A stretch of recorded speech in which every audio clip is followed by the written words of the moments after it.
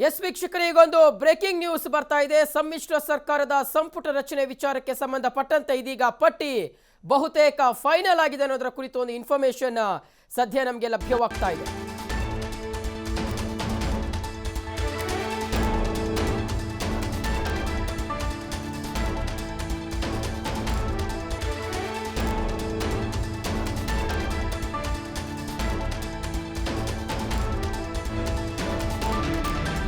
S ವೀಕ್ಷಕರೇ, ಈಗಷ್ಟೇ ಒಂದು ಇನ್ಫಾರ್ಮೇಶನ್ ಸಿಗ್ತಾ ಇದೆ. ಕಾಂಗ್ರೆಸ್ನಲ್ಲಿ ನೂತನ ಸಚಿವರ ಪಟ್ಟಿ ಬಹುತೇಕ ಫೈನಲ್ ಆಗಿದೆ. ಶಾಸಕರಾಗಿರುವಂತಹ ಡಿಕೆ ಶಿವಕುಮಾರ್ಗೆ ಸಚಿವ ಸ್ಥಾನ ಸಿಕ್ಕಿದೆ. ರಾಮಲಿಂಗಾರೆಡ್ಡಿಗೆ ಮಂತ್ರಿಗಿರಿ ಕೈ ತಪ್ಪಿದೆ ಅನ್ನೋದು ಇನ್ಫಾರ್ಮೇಶನ್ ಸಹ ಸಿಗ್ತಾ ಇದೆ. ಇನ್ನು ಜಯಮಾಲಾರಿಗೂ ಸಹ ಸಚಿವ ಸ್ಥಾನ ಸಿಗುವಂತಹ ಎಲ್ಲ ಸಾಧ್ಯತೆ ಇದೆ. MLC ಜಯಮಾಲಾ ಇವರಿಗೂ ಸಹ ಸಚಿವ ಸ್ಥಾನ ಸಿಗುವಂತ ಎಲ್ಲ ಸಾಧ್ಯತೆ ಇದೆ.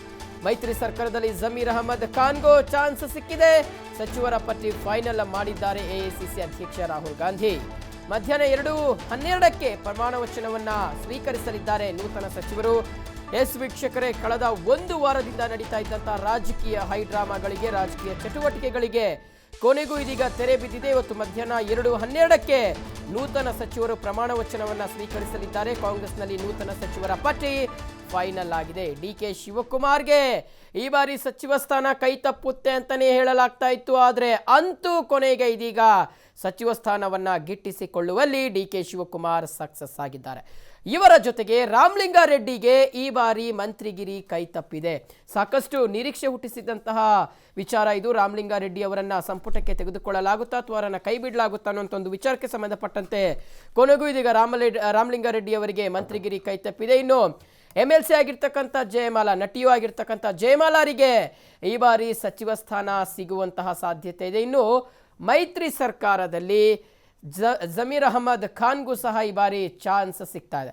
ಸಚಿವರ ಪಟ್ಟಿಯನ್ನು ಬಹುತೇಕ ಫೈನಲ್ ಮಾಡಲಾಗಿದೆ. AICC ಅಧ್ಯಕ್ಷ ರಾಹುಲ್ ಗಾಂಧಿ ಅವರು ಈ ಒಂದು ಪಟ್ಟಿಗೆ ಅಂಕಿತ ಹಾಕಿದ್ದಾರೆ. ಮಧ್ಯಾಹ್ನ 2:12ಕ್ಕೆ ಪ್ರಮಾಣ ವಚನ ಕಾರ್ಯಕ್ರಮವನ್ನು ಸಹ ಸಚಿವರು ಸ್ವೀಕರಿಸಲಿದ್ದಾರೆ.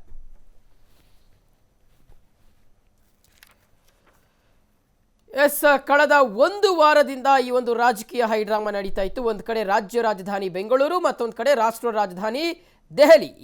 ಎರಡಲ್ಲೂ ಸಹ ನಾಯಕರು ದೌಡಾಯಿಸಿ ಸಾಕಷ್ಟು ಲಾಭಿಯನ್ನು ನಡೆಸ್ತಾ ಇದ್ರು. ಜೊತೆಗೆ ತಮ್ಮದೇ ಆದಂತಹ ಒತ್ತಡವನ್ನು ಹೇರುವಂತಹ ಕೆಲಸವನ್ನ ಮಾಡ್ತಾ ಇದ್ರು. ಸ್ವಾಮೀಜಿಗಳಾಗಿರ್ಬೋದು, ಮುಖಂಡರಾಗಿರ್ಬೋದು, ಬೆಂಬಲಿಗರಾಗಿರ್ಬೋದು, ಎಲ್ಲರನ್ನ ಕರೆದುಕೊಂಡು ಬಂದು ಒಂದು ಕಡೆ ಬ್ಯಾಟಿಂಗ್ ಅನ್ನ ಮಾಡಿಸ್ತಾ ಇದ್ರು. ಅವರ ಪರವಾಗಿ ಈ ಬಾರಿ ಸಚಿವ ಸಂಪುಟದಲ್ಲಿ ತಮಗೆ ಅವಕಾಶವನ್ನ ಕಲ್ಪಿಸಿಕೊಡ್ಬೇಕು ಅಂತ ಸಮುದಾಯವನ್ನ ಅಥವಾ ಜಾತಿಯ ವಿಚಾರವನ್ನು ಸಹ ಇಲ್ಲಿ ಸಾಕಷ್ಟು ಆ ಒಂದು ವಿಚಾರವನ್ನ ಇಟ್ಕೊಂಡು ಸಹ ಒತ್ತಡವನ್ನು ಹೇರುವಂತ ಕೆಲಸವನ್ನ ಮಾಡಲಾಗ್ತಾ ಇತ್ತು. ಈಗ ಅಂತಿಮವಾಗಿ ಆ ಒಂದು ಪಟ್ಟಿ ಫೈನಲ್ ಆಗಿದೆ. ಇನ್ನು ಕಾಂಗ್ರೆಸ್ ಸಚಿವರ ಸಂಭಾವ್ಯ ಪಟ್ಟಿಯನ್ನು ನೋಡೋದಾದ್ರೆ DK ಶಿವಕುಮಾರ್ ಹಾಗೆ RV ದೇಶಪಾಂಡೆ, KJ ಜಾರ್ಜ್ ಈ ಬಾರಿ ಸಂಪುಟದಲ್ಲಿ ಸೇರೋದು ಬಹುತೇಕ ಫೈನಲ್ ಆಗಿದೆ. ನಾವು ಗಮನಿಸ್ತಾ ಇದ್ದೀವಿ, DK ಶಿವಕುಮಾರ್ ಕಳೆದ ಬಾರಿ ಇಂಧನ ಸಚಿವರಾಗಿದ್ರು. ಹಾಗಾಗಿ ಈ ಬಾರಿಯೂ ಸಹ ಅದೇ ಖಾತೆ ಸಿಗುವಂತ ಸಾಧ್ಯತೆ ಇದೆ. ಗೊತ್ತಿಲ್ಲ, ಇನ್ನು ಖಾತೆಯನ್ನ ಹಂಚಿಕೆ ಮಾಡಲಿಲ್ಲ. ಆದರೆ ಈಗ ಈ ಒಂದು ಶಂಕೆ ಇರ್ತಕ್ಕಂಥದ್ದು DK ಶಿವಕುಮಾರ್ ಅವರಿಗೆ ಇಂಧನ ಖಾತೆ ಸಿಗುವಂಥ ಸಾಧ್ಯತೆ ಇದೆ. ಯಾಕಂದರೆ JDS ಈಗಾಗಲೇ ಇಂಧನ ಖಾತೆಯನ್ನು ಬಿಟ್ಟುಕೊಟ್ಟಿದೆ. ಇನ್ನು RV ದೇಶಪಾಂಡೆ ಅವರಿಗೂ ಸಹ ಈ ಬಾರಿ ಸಚಿವ ಸಂಪುಟದಲ್ಲಿ ಅವಕಾಶವನ್ನು ಕಲ್ಪಿಸಲಾಗುತ್ತೆ. ಕಳೆದ ಬಾರಿಯೂ ಸಹ ಸಂಪುಟದಲ್ಲಿದ್ದರು. ಇನ್ನು KJ ಜಾರ್ಜ್ ನಗರಾಭಿವೃದ್ಧಿ ಸಚಿವರಾಗಿ ಅವರು ಕೆಲಸ ಮಾಡ್ತಾ ಇದ್ರು, ಬೆಂಗಳೂರು ನಗರಾಭಿವೃದ್ಧಿ ಸಚಿವರಾಗಿ. ಈ ಬಾರಿಯೂ ಸಹ ಅವರು ಇದೇ ಖಾತೆಯನ್ನು ವಹಿಸಿಕೊಳ್ಳುವಂಥ ಸಾಧ್ಯತೆ ಇದೆ. ಈ ಬಾರಿಯ ಕಾಂಗ್ರೆಸ್ ಹಾಗೆ JDS ಸಮ್ಮಿಶ್ರ ಸರ್ಕಾರದಲ್ಲಿ KJ ಜಾರ್ಜ್ ಅವರಿಗೂ ಸಹ ಅವಕಾಶವನ್ನು ಕಲ್ಪಿಸಿಕೊಡಲಾಗಿದೆ.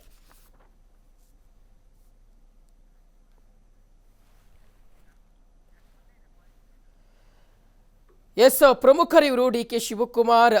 ಅಂದರೆ ಶಾಸಕರನ್ನು ಹಿಡಿದಿಟ್ಟುಕೊಳ್ಳುವಂಥ ಕೆಲಸ, ಆಪರೇಷನ್ ಕಮಲ ಅಥವಾ BJP ನಾಯಕರು ಯಾವ ರೀತಿಯಾಗಿ ತಮ್ಮ ಶಾಸಕರನ್ನು ಸೆಳೆಯುವಂಥ ಕೆಲಸವನ್ನು ಮಾಡಿದ್ರು, ಆ ಸಂದರ್ಭದಲ್ಲಿ ತಮ್ಮ ಶಾಸಕರನ್ನು ಕಪಿ ಮುಷ್ಟಿಯಲ್ಲಿ ಅಥವಾ ಬಿಗಿ ಮುಷ್ಟಿಯಲ್ಲಿ ಹಿಡಿದುಕೊಳ್ಳುವಂತಹ ಕೆಲಸವನ್ನು DK ಶಿವಕುಮಾರ್ ಅವರು ತುಂಬ ಚೆನ್ನಾಗೇ ಮಾಡಿದ್ರು. ಆದರೆ ಎಲ್ಲೋ ಒಂದು ಕಡೆ DK ಶಿವಕುಮಾರ್ ಅವರಿಗೆ ಈ ಬಾರಿ ಸಚಿವ ಸಂಪುಟದಲ್ಲಿ ಸ್ಥಾನ ಕಲ್ಪಿಸಿಕೊಡಲಾಗೋದಿಲ್ಲ, ಅವರನ್ನು ಕೈ ಬಿಡಲಾಗುತ್ತೆ ಅಂತಲೇ ಹೇಳಲಾಗ್ತಾ ಇತ್ತು. ಇದರಿಂದ ಸಾಕಷ್ಟು ಬೇಸರಗೊಂಡಿದ್ದರು DK ಶಿವಕುಮಾರ್.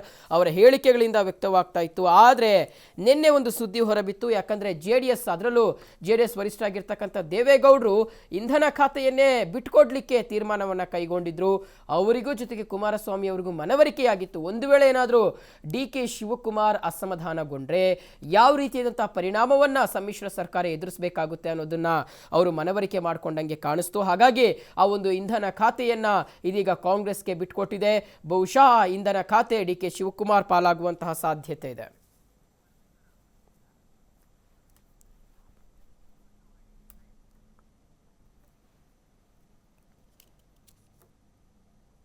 ಎಸ್, ಈ ಕುರಿತು ಮತ್ತಷ್ಟು ಅಪ್ಡೇಟ್ಸ್ನ ಕೊಡಲಿಕ್ಕೆ ಡಿಸಿಎಂ ಡಾಕ್ಟರ್ ಜಿ ಪರಮೇಶ್ವರ್ ಅವರ ಮನೆಯಿಂದಲೇ ನೇರ ಸಂಪರ್ಕದಲ್ಲಿ ನಮ್ಮ ಕರೆಸ್ಪಾಂಡೆಂಟ್ ಶಿವು ಇದೀಗ ನೇರ ಸಂಪರ್ಕದಲ್ಲಿ ಜಾಯ್ನ್ ಆಗ್ತಾ ಇದ್ದಾರೆ. ಶಿವು, ಬಹುತೇಕ ಕಾಂಗ್ರೆಸ್ ನೂತನ ಸಚಿವರ ಪಟ್ಟಿ ಫೈನಲ್ ಆಗಿದೆ. ರಾಹುಲ್ ಗಾಂಧಿ ಅವರು ಇದಕ್ಕೆ ಅಂಕಿತವನ್ನು ಹಾಕಿದ್ದಾರೆ. ಆದರೆ ಇಲ್ಲಿ ಡಿ ಕೆ ಶಿವಕುಮಾರ್ ಆಗಿರ್ಬೋದು, ಜೊತೆಗೆ ಬೇರೆ ಬೇರೆ ನಾಯಕರು ತಮ್ಮ ಸ್ಥಾನವನ್ನು ಕಾಪಾಡಿಕೊಂಡಿದ್ದಾರೆ, ಸಚಿವ ಸ್ಥಾನವನ್ನು ಗಿಟ್ಟಿಸಿಕೊಳ್ಳೋದಕ್ಕೆ ಕೊನೆಗೂ ಅವರು ಸಕ್ಸಸ್ ಆಗಿದ್ದಾರೆ. ಆದರೆ ಕೆಲವರನ್ನ ಇಲ್ಲಿ ಕೈ ಬಿಡಲಾಗಿರ್ತಕ್ಕಂಥದ್ದು ಪ್ರಮುಖವಾಗಿ ರಾಮಲಿಂಗಾರೆಡ್ಡಿ ಅವರಿಗೆ.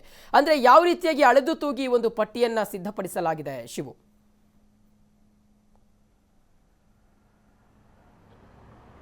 ಶಿವಶಂಕರ್, ಸಾಕಷ್ಟು ವಿಚಾರ ಚರ್ಚೆಗಳನ್ನು ಮಾಡಿ ಇದೀಗ ಒಂದು ಪಟ್ಟಿಯನ್ನು ಕಾಂಗ್ರೆಸ್ ಹೈಕಮಾಂಡ್ ರೆಡಿ ಮಾಡಿದೆ. ಯಾಕೆಂದರೆ ಸಾಕಷ್ಟು ಅಸಮಾಧಾನಗಳು ಭುಗಿಲೇಳುವಂಥ ಒಂದು ಹಿನ್ನೆಲೆಯಲ್ಲಿ ಈ ಒಂದು ಪಟ್ಟಿಯನ್ನು ಅಂದರೆ ಸುದೀರ್ಘ ಚರ್ಚೆಯನ್ನು ನಡೆಸಿ ಈಗ ಒಂದು ಪಟ್ಟಿಯನ್ನು ಏನು ಫೈನಲ್ ಮಾಡಿದೆ. 16 ಮಂದಿ ಶಾಸಕರಿಗೆ ಈ ಬಾರಿ ಅಂದರೆ ಸಚಿವ ಸ್ಥಾನವನ್ನು ಇವತ್ತು ಏನು ಮಧ್ಯಾಹ್ನ 2:13ಕ್ಕೆ ನಡೆಯುತ್ತೆ ಪ್ರಮಾಣ ವಚನ ಸ್ವೀಕಾರ ಸಮಾರಂಭ. ಆ ಸಮಾರಂಭದಲ್ಲಿ ಈ ನೂತನ ಸಚಿವರು ಪ್ರಮಾಣ ವಚನವನ್ನು ಸ್ವೀಕರಿಸ್ತಾರೆ. ಯಾಕೆಂದರೆ ಇಲ್ಲಿ ಪ್ರಮುಖವಾಗಿ ಹಿರಿಯ ನಾಯಕರನ್ನು ನೀವು ಹೇಳ್ತಾ ಇದ್ರಿ, ಹಿರಿಯ ನಾಯಕರನ್ನು ಕೈ ಬಿಡಲಾಗಿದೆ. ಯಾಕೆಂದರೆ ಇನ್ನೂ 6 ಖಾತೆಗಳನ್ನು ಉಳಿಸ್ಕೊಳ್ಳಲಾಗಿದೆ. ಮುಂದೆ ಅಂದರೆ ಇವತ್ತು ಪ್ರಮಾಣ ವಚನ ಸ್ವೀಕರಿಸಿದ ನಂತರ ಯಾವ ರೀತಿಯಾಗಿ ಪಕ್ಷದಲ್ಲಿ ಅಂದರೆ ಅಸಮಾಧಾನಗಳು ಯಾವ ರೀತಿಯಾಗಿ ಬುಗಿಲೇಳುತ್ತೆ ಅದನ್ನು ನೋಡಿಕೊಂಡು, ಜೊತೆಗೆ ಮುಂದೆ ಆ ಒಂದು ಸ್ಥಾನಗಳನ್ನು ತುಂಬುವಂಥ ಸಂದರ್ಭದಲ್ಲಿ ಹಿರಿಯರಿಗೂ ಕೂಡ ಅವಕಾಶವನ್ನು ಕೊಡುವಂಥ ಒಂದು ಚಿಂತನೆಯನ್ನು ಈಗ ಕಾಂಗ್ರೆಸ್ ಹೈಕಮಾಂಡ್ ಮಾಡಿದೆ. ಹೀಗಾಗಿಯೇ ಇವತ್ತಿನ ಒಂದು ಏನು ಲೀಸ್ಟನ್ನು ಈಗ ಫೈನಲ್ ಮಾಡಿದೆ. ಆ ಲೀಸ್ಟ್ನಲ್ಲಿ ಪ್ರಮುಖವಾಗಿ ರಾಮಲಿಂಗಾರೆಡ್ಡಿ, ರೋಷನ್ ಬೇಗ್, ಜೊತೆಗೆ 4 ಮಂದಿ ಹಿರಿಯ ಸಚಿವರು ಅಂದರೆ ಈ ಹಿಂದೆ ಸಚಿವರಾಗಿದ್ದಂಥವ್ರನ್ನ ಈಗ ಕೈ ಬಿಡಲಾಗಿದೆ. ಹಲವು ಹಿರಿಯ ಸಚಿವರಿಗೂ ಅಂದರೆ ಹಿರಿಯ ನಾಯಕರಿಗೂ ಕೂಡ ಈ ಬಾರಿ ಸಚಿವ ಸ್ಥಾನವನ್ನು ನೀಡಲಾಗಿದೆ. ಅಂದರೆ ಇಲ್ಲಿ ಪ್ರಮುಖವಾಗಿ 16 ಮಂದಿ ಏನು ಈಗ ಫೈನಲ್ ಲೀಸ್ಟನ್ನು ಮಾಡಲಾಗಿದೆ. ಅದರಲ್ಲಿ KJ ಜಾರ್ಜ್ ಅವರು ಇರ್ಬೋದು, UT ಖಾದರ್ ಇರ್ಬೋದು, DK ಶಿವಕುಮಾರ್ ಅವರು ಇರ್ಬೋದು, ಹಾಗೆ ಶಾಮನೂರ್ ಅವರು ಇರ್ಬೋದು, ಇವರಿಗೆ ಒಂದು ಆದ್ಯತೆಯನ್ನು ಕೊಡಲಾಗಿದೆ. ಜೊತೆಗೆ ಇಲ್ಲಿಯವರೆಗೆ ವಿಧಾನ ಪರಿಷತ್ತು ಸದಸ್ಯರಿಗೆ ಯಾರಿಗೂ ಕೂಡ ಸಚಿವ ಸ್ಥಾನ ಈ ಬಾರಿ ಕೊಡ್ತಾ ಇಲ್ಲ ಅನ್ನುವಂತಹ ಒಂದು ಊಹಾಪೋಹಗಳು ಇದ್ವು. ಆದರೆ ಇದೀಗ ಜಯಮಾಲಾ ಅವರಿಗೆ ಒಂದು ಸಚಿವ ಸ್ಥಾನವನ್ನು ನೀಡುವ ಮೂಲಕ ವಿಧಾನ ಪರಿಷತ್ ಕೂಡ ಒಂದು ಕೊಟ್ಟಿದ್ದೇವೆ ಅನ್ನುವಂಥದ್ದನ್ನು ಈಗ ಕಾಂಗ್ರೆಸ್ ನಾಯಕರು ಬಿಂಬಿಸೋದಕ್ಕೆ ಹೊರಟಿದ್ದಾರೆ. ಜೊತೆಗೆ ಏನು ಹೊಸದಾಗಿ ಗೆದ್ದಂತಹ ರೂಪಾ ಶಶಿಧರ್ ಅವರು ಕೂಡ ಸಚಿವ ಸ್ಥಾನವನ್ನು ನೀಡಬೇಕು ಅನ್ನುವಂತಹ ಒಂದು ಚಿಂತನೆ ನಡೆದಿತ್ತು. ಆದರೆ ಅವರನ್ನ ಅಂದರೆ ರೂಪಾ ಶಶಿಧರ್ ಅವರನ್ನ ಇನ್ನೂ ಕೂಡ ಹಾಗೆ ಪೆಂಡಿಂಗ್ ಇಡಲಾಗಿದೆ. ಅಂದರೆ ಈ ಉಳಿದಿರುವಂತಹ ಖಾತೆಗಳಲ್ಲಿ ರೂಪಾ ಶಶಿಧರ್ ಅವರು ಕೂಡ ಸ್ಥಾನವನ್ನು ಒಂದು ತುಂಬುವಂಥ ಒಂದು ಪ್ರಯತ್ನವನ್ನು ಹೈಕಮಾಂಡ್ ಮಾಡುತ್ತೆ ಶಿವಶಂಕರ್. ಯಾಕೆಂದರೆ ಇಲ್ಲಿ ಎಡಗೈ ದಲಿತ ಸಮುದಾಯದ ಎಡಗೈ ಸಮುದಾಯ ಏನಿದೆ ಅದರಲ್ಲಿ ರೂಪಾ ಶಶಿಧರ್ ಅವರು ಕೂಡ ಇದ್ದಾರೆ. ಸೊ ಹೀಗಾಗಿ ರೂಪಾ ಶಶಿಧರ್ ಅವರನ್ನ ಆ ಒಂದು ಸ್ಥಾನಕ್ಕೆ ಕೂಡ ಈಗಾಗಲೇ ಚಿಂತನೆಯನ್ನು ಮಾಡಲಾಗಿದೆ. ಆದರೆ ಇದೀಗ ಫೈನಲ್ ಮಾಡಿರುವಂತಹ ಪಟ್ಟಿಯಲ್ಲಿ ರೂಪಾ ಶಶಿಧರ್ ಅವ್ರನ್ನ ಕೂಡ ಹೊರಗಿಡಲಾಗಿದೆ ಶಿವಶಂಕರ್. ಓಕೆ ಶಿವು, ಇಲ್ಲಿ ಕೇವಲ 16 ಶಾಸಕರನ್ನ ಮಾತ್ರ ಸಚಿವ ಸ್ಥಾನಕ್ಕಾಗಿ ಗುರುತಿಸಿರ್ತಕ್ಕಂಥದ್ದು. ಅಂದ್ರೆ ಇನ್ನೂ ಸ್ಥಾನಗಳು ಇರ್ತಕ್ಕಂಥದ್ದು, ಅಂದ್ರೆ ಪೂರ್ಣ ಪ್ರಮಾಣದಲ್ಲಿ ಇನ್ನೂ ಪಟ್ಟಿ ರೆಡಿ ಆಗಿಲ್ಲ, ಆಯ್ಕೆ ಆಗಿಲ್ಲ ಅನ್ನುವಂಥದ್ದು. ಅಂದ್ರೆ ಯಾವ ಕಾರಣಕ್ಕೋಸ್ಕರ ಸೇಫ್ ಗೇಮ್ ಏನಾದರೂ ಆಡ್ತಾ ಇದೆಯಾ ಕಾಂಗ್ರೆಸ್ ಈ ವಿಚಾರದಲ್ಲಿ ಅನ್ನುವಂಥದ್ದು ಶಿವು? ಶಿವಶಂಕರ್, ಈಗಾಗಲೇ ಸಾಕಷ್ಟು ಜನ ಆಕಾಂಕ್ಷಿಗಳಿದ್ದಾರೆ. ಅಂದರೆ ಕಾಂಗ್ರೆಸ್ ಪಕ್ಷದಲ್ಲಿ ಇರುವಂಥ ಎಲ್ಲರೂ ಕೂಡ ಸಚಿವ ಸ್ಥಾನದ ಆಕಾಂಕ್ಷಿಗಳೇ ಆಗಿದ್ರು. ಸುಮಾರು 40ಕ್ಕೂ ಹೆಚ್ಚಿನ ಶಾಸಕರು ಸಚಿವ ಸ್ಥಾನಕ್ಕೆ ಪೈಪೋಟಿಯನ್ನು ಕೊಟ್ಟಿದ್ರು. ಹೀಗಾಗಿ ಎಲ್ಲೋ ಒಂದು ಕಡೆ ಅಂದರೆ ಎಲ್ಲ ಖಾತೆಗಳನ್ನು ಬಂದಿರುವಂತಹ ಕಾಂಗ್ರೆಸ್ ಪಾಲಿಗೆ ಬಂದಿರುವಂತಹ 22 ಖಾತೆಗಳನ್ನು ಒಂದೇ ಬಾರಿಗೆ ತುಂಬಿದ್ರೆ ಮತ್ತೆ ಪಕ್ಷದಲ್ಲಿ ಸಾಕಷ್ಟು ಅಸಮಾಧಾನ ಆಗತ್ತೆ. ತದನಂತರ ಅವರು ಬೇರೊಂದು ಪಕ್ಷದತ್ತ ಮುಖ ಮಾಡುವಂಥ ಒಂದು ಸಾಧ್ಯತೆಗಳು ಕೂಡ ಇವೆ ಅನ್ನುವಂಥದ್ದನ್ನು ಇಲ್ಲಿ ಕ್ಯಾಲ್ಕುಲೇಟ್ ಮಾಡಲಾಗಿದೆ. ಹೀಗಾಗಿಯೇ ಲೋಕಸಭಾ ಚುನಾವಣೆಗೆ ಜೊತೆಗೆ ಸೆಪ್ಟೆಂಬರ್ನಲ್ಲಿ ಬರುವಂತಹ ಸ್ಥಳೀಯ ಸಂಸ್ಥೆಗಳ ಚುನಾವಣೆ ಏನಿದೆ ಆ ಸಂದರ್ಭದಲ್ಲಿ ಎಲ್ಲೋ ಒಂದು ಕಡೆ ಪಕ್ಷಕ್ಕೆ ಸಾಕಷ್ಟು ಸಂಕಷ್ಟದ ಪರಿಸ್ಥಿತಿ ಎದುರಾಗುತ್ತೆ ಅನ್ನುವಂಥದ್ದನ್ನು ಈಗ ನಿರ್ಧಾರವನ್ನು ಮಾಡಿ ಈಗ ಅಳೆದು ತೂಗಿ ಈ ಒಂದು ಲೀಸ್ಟನ್ನು ರೆಡಿ ಮಾಡಿದ್ದಾರೆ. ಜೊತೆಗೆ ಈಗೇನು ಕೆಲವು ಹಿರಿಯರು ಇರ್ಬೋದು ಅವರಲ್ಲಿ ಕೂಡ ಇಬ್ಬರಿಗೆ ಉಳಿದಿರುವಂಥ ಖಾತೆಗಳಲ್ಲಿ ಅವರಿಗೂ ಕೂಡ ಒಂದು ಅವಕಾಶವನ್ನು ಕೊಡುವಂಥ ಒಂದು ಪ್ರಯತ್ನವನ್ನು ಕಾಂಗ್ರೆಸ್ ನಾಯಕರು ಮಾಡೋದಕ್ಕೆ ತೀರ್ಮಾನ ಮಾಡಿದ್ದಾರೆ. ಜೊತೆಗೆ ಹಾಲಿಗಳು ಅಂದರೆ ಒಂದಿಬ್ಬರು ಹಾಲಿ ಶಾಸಕರಿಗೆ ಕೂಡ ಸಚಿವ ಖಾತೆಗಳನ್ನು ಕೊಡುವಂಥದ್ದನ್ನು ಕೂಡ ಈಗಾಗಲೇ ಚಿಂತನೆಯನ್ನ ಮಾಡಿದ್ದಾರೆ. ಅಂದ್ರೆ ಯಾವ ರೀತಿಯಾಗಿ ಆಗತ್ತೆ ಅಂದ್ರೆ ಇವತ್ತಿನ ಒಂದು ಪ್ರಮಾಣ ವಚನ ಸ್ವೀಕಾರ ಸಮಾರಂಭದ ನಂತರ ಯಾವೆಲ್ಲ ಬೆಳವಣಿಗೆಗಳು ನಡೆಯುತ್ತೆ, ಜೊತೆಗೆ ಯಾವ ರೀತಿಯಾದಂತಹ ಒಂದು ಅಸಮಾಧಾನ ಹೊರಬರುತ್ತೆ ಅನ್ನುವಂಥದ್ದನ್ನ ನೋಡಿಕೊಂಡು ಮುಂದಿನ ಒಂದು ಸನ್ನಿವೇಶ ಅಂದ್ರೆ ಉಳಿದಿರುವಂತಹ ಖಾತೆಗಳನ್ನ ತುಂಬುವಂತ ಒಂದು ಕೆಲಸವನ್ನ ಕಾಂಗ್ರೆಸ್ ನಾಯಕರು ಮಾಡ್ತಾರೆ. ಶಿವಶಂಕರ್, ಜೊತೆಗೆ ಇವತ್ತು ಸಿಕ್ಕಿರುವಂತಹ ಒಂದು ಓಕೆ ಶಿವ, ಇನ್ನು ನಾವು ಪಟ್ಟಿಯನ್ನ ಗಮನಿಸೋದಾದ್ರೆ ಇಲ್ಲಿ 8 ಜನರು ಅಂದ್ರೆ ಈಗಾಗಲೇ ಕಳೆದ ಬಾರಿಯ ಸರ್ಕಾರದಲ್ಲಿ ಸಚಿವರಾಗಿ ಕೆಲಸ ಮಾಡಿದಂಥ 8 ಜನರ ಜೊತೆಗೆ ಮತ್ತು 8 ಜನರು ಅಂದ್ರೆ ಹೊಸಬರಿದ್ದಾರೆ. 8 ಜನರು ಅಂದ್ರೆ ರಾಹುಲ್ ಗಾಂಧಿ ಅವರು ಸೂಚನೆಯನ್ನ ಕೊಟ್ಟಿದ್ರು, ಹೊಸಬರಿಗೆ ಆದ್ಯತೆಯನ್ನ ಕೊಡಿ ಅನ್ನುವಂಥದ್ದು. ಅದನ್ನ ಇಲ್ಲಿ ತುಂಬಾ ಚೆನ್ನಾಗಿ ಪಾಲಿಸಿದಂತೆ ಕಾಣಿಸ್ತಾ ಇರ್ತಕ್ಕಂಥದ್ದು. ಹಾಗಾಗಿ 8 ಜನರಿಗೆ ಇಲ್ಲಿ ಹೊಸಬರಿಗೆ ಮಣೆ ಹಾಕಿರ್ತಕ್ಕಂಥದ್ದು ಇಲ್ಲಿ ಗೋಚರಿಸ್ತಾ ಇದೆ. ಈ ಕುರಿತು ಯಾವ ರೀತಿಯಾಗಿ ವಿಶ್ಲೇಷಣೆ ಮಾಡ್ಬೋದು ಅಂತ? ಶಿವಶಂಕರ್, ಇಲ್ಲಿ ಹಿರಿಯರಿಗೂ ಕೂಡ ಅವಕಾಶವನ್ನು ಕೊಡಬೇಕು, ಜೊತೆಗೆ ಹೊಸಬರಿಗೂ ಕೂಡ ಅವಕಾಶವನ್ನು ಕೊಡಬೇಕು ಅನ್ನುವಂಥದ್ದನ್ನ ಕಾಂಗ್ರೆಸ್ ನಾಯಕರು ಮಾಡಿದ್ರು. ಈ ಹಿಂದೆ ಅಂದ್ರೆ ಏನು ನಿನ್ನೆ ಚರ್ಚೆ ಆದಂತಹ ಸಂದರ್ಭದಲ್ಲಿ HK ಪಾಟೀಲ್ ಜೊತೆಗೆ ರಾಮಲಿಂಗಾರೆಡ್ಡಿ ಅವರ ಒಂದು ಹೆಸರನ್ನು ಕೂಡ ಅದರಲ್ಲಿ ಸೇರಿಸಿದ್ರು. ಅಂದ್ರೆ ಅವರಿಗೂ ಕೂಡ ಸಚಿವ ಸ್ಥಾನವನ್ನ ನೀಡಬೇಕು ಅನ್ನುವಂಥ ಒಂದು ಪ್ರಯತ್ನವನ್ನ ಮಾಡಿದ್ರು.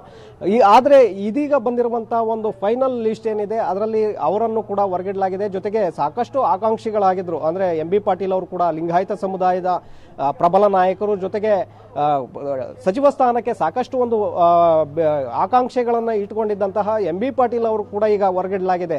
ಅಂದ್ರೆ ಇವತ್ತಿನ ಒಂದು ಪಟ್ಟಿ ಏನೀಗ ಲಿಸ್ಟ್ ರೆಡಿ ಆಗಿದೆ, ಆ ಲಿಸ್ಟ್ ನಲ್ಲಿ MB ಪಾಟೀಲ್ ಅವರ ಹೆಸರು ಕೂಡ ಇಲ್ಲ, ಜೊತೆಗೆ HK ಪಾಟೀಲ್ ಅವರ ಹೆಸರು ಇಲ್ಲ, ರಾಮಲಿಂಗಾರೆಡ್ಡಿ ಅವರ ಹೆಸರು ಇಲ್ಲ, ಜೊತೆಗೆ ಸಾಕಷ್ಟು ಮುಸ್ಲಿಂ ಸಮುದಾಯದಲ್ಲಿ ಪ್ರಮುಖ ನಾಯಕರು, ಜೊತೆಗೆ ಹಿರಿಯ ಸಚಿವರು ಆಗಿದ್ರು. ಈ ಹಿಂದೆ ನಡೆದಂತ ಹಲವು ಸರ್ಕಾರಗಳಲ್ಲಿ ಅವರು ಸಚಿವರಾಗಿದ್ರು. ರೋಷನ್ ಬೇಗ್ ಅವರು, ಅವರನ್ನು ಕೂಡ ಇಲ್ಲಿ ಸೈಡ್ಗಿಡಲಾಗಿದೆ. ಅಂದ್ರೆ ಈ 4 ಜನ ಹಿರಿಯರಿಗೆ ಇಲ್ಲಿ ಅವಕಾಶವನ್ನ ನಿರಾಕರಣೆ ಮಾಡಲಾಗಿದೆ. ಆದ್ರೆ ಅತ್ಯಂತ ಹಿರಿಯ ಸಚಿವರಾಗಿದ್ದಂತ ಅಂದ್ರೆ ಈ ಹಿಂದೆ ಏನು ಕಾರ್ಯನಿರ್ವಹಣೆ ಮಾಡಿದ್ರು RV ದೇಶಪಾಂಡೆ ಅವರಿಗೆ ಇಲ್ಲಿ ಅವಕಾಶವನ್ನ ಕೊಡಲಾಗಿದೆ.